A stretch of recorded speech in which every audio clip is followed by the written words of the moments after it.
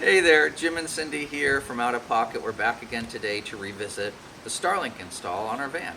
We've taken it across country, and for the last 60 days we've been in canyons, we've been on plains, moving under trees, out in the open, and using the Starlink. And we think that we have a lot of good information now to share with you and give a good review on how it performs. A couple months ago, we created a whole video about how we installed the Starlink on our van. That video is online on our channel. We highly recommend that you check it out, obviously, but it gives a lot of information on how to install it. As a result of that video, we did get a number of questions from viewers.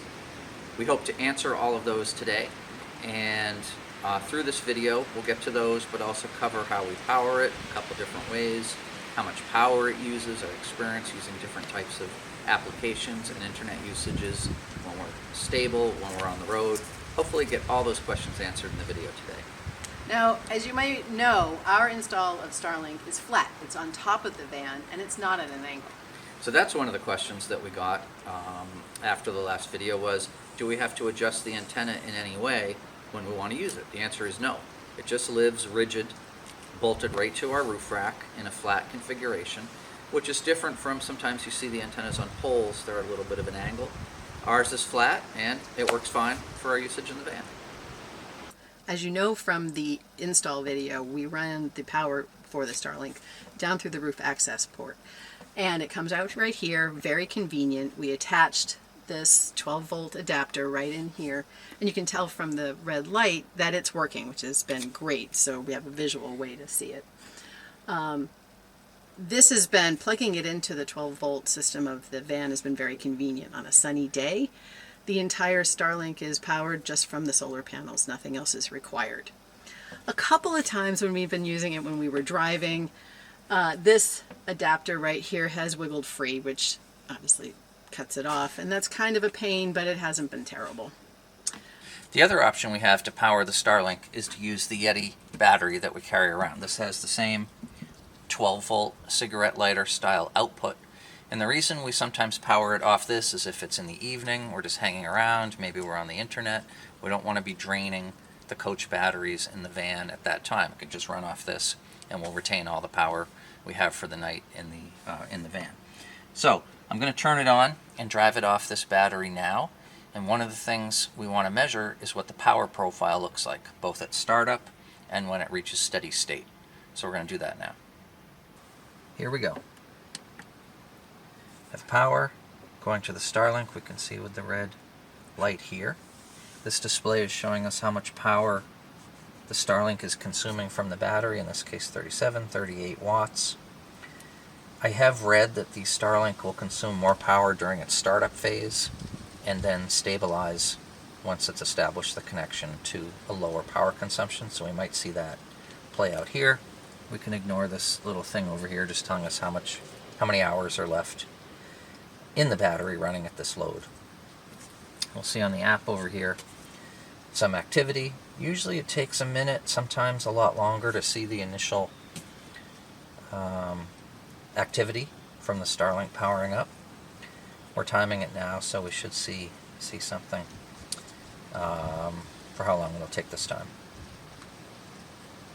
One thing to know here, I'm using a fairly short extension cable. We have tried using longer ones and they weren't as successful. That could be because it's a fairly long run from this cable to another cable, through a connector to another cable, all the way up to the roof.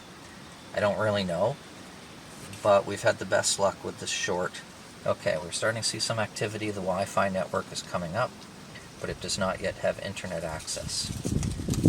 So that usually takes another little bit to establish. Here we go. So we're initially online. That actually wasn't that bad. That was a good startup. Sometimes, okay, here it's doing it. It gets into a little bit of a calibration. Even though we're online, it's trying to optimize the connection, but right now we're good to go. We've dropped down to 20, low 20s, mid 20s for power consumption from the original 30s. I don't know if the calibration procedure also uses more power. I would guess maybe it would. Let's watch it for another minute and see. What was the time to initially get online? A little under 2 minutes. Okay. So that'll give you a sense for typical, like I said, seen it. Okay, connected. Should switch to the online view.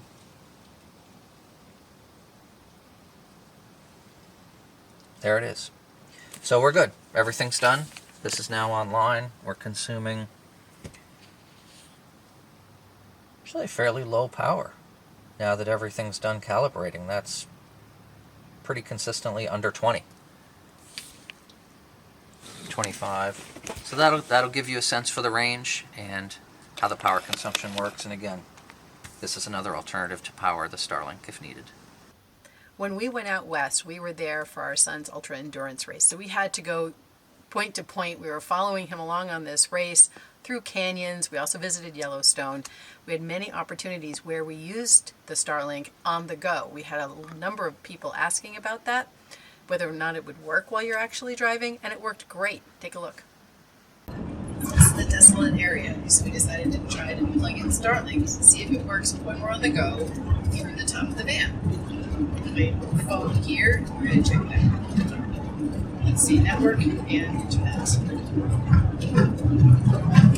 It works. It works. Do a speed test. It totally works. Internet is connected. Trying to run the speed test. We'll see how this goes. And holy cow. I don't know if you can see this, but it looks great. It's like at the top at 124. 124 download. That's great. And upload.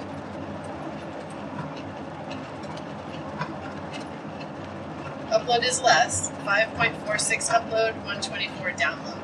Okay, that's pretty good. I'm thrilled. Comparable to our home internet, not a super fast one, but it's comparable. Look at that. I can be sitting here doing my work. I can be doing Wordle on the road. That's why we bought this, is so that we can do Wordle in the middle of Death Valley if we need to. Yeah. Or in the middle of the Wasatch Mountains, which is where we're going. Not in a super stable environment, obviously. We're driving through canyons in Wyoming. Cool. All right. Everything with Starlink worked really smoothly, whether we're going fast down the highway, on back roads, even going through canyons. The only time we had a little bit of trouble was when we were parked one night under heavy tree cover. We couldn't connect at all. The system would just keep booting over and over.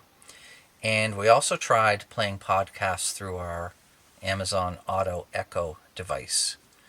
And it would seem like when we took corners, it would briefly cut out. We switched to podcast through a web browser, and actually that problem went away. So when you take corners or change your position, it seems like it can briefly interrupt the connectivity. I'll also say that a few times when you're just sitting there, it would briefly pop up and say no internet access, and then it would come back, just a few seconds later. I think maybe that's the satellites passing over. So, but overall, the experience was really great with Starlink. We used all sorts of applications, from email to podcasting to watching videos, uploading photos. I even had some business documents we had to sign and send in. All no problem with the Starlink. So it was just great to have it on the trip and very useful for our needs. Starlink has been a great success. It meets all of our needs, whether we're doing business, pleasure, on the go, it works for us. We hope you found this video useful. It answered the questions that many of you have asked. Hopefully some questions maybe you didn't know you had, and that you've learned from our experience with Starlink. One thing that I haven't mentioned, which is another great feature, is that you can turn your Starlink service off under our plan. You can pause it, it's called, when you don't need it. So that is in fact the last thing I'm going to do on this video, because we have no trips planned for the next month or two, is pause our service. Until then, we'll see you next time.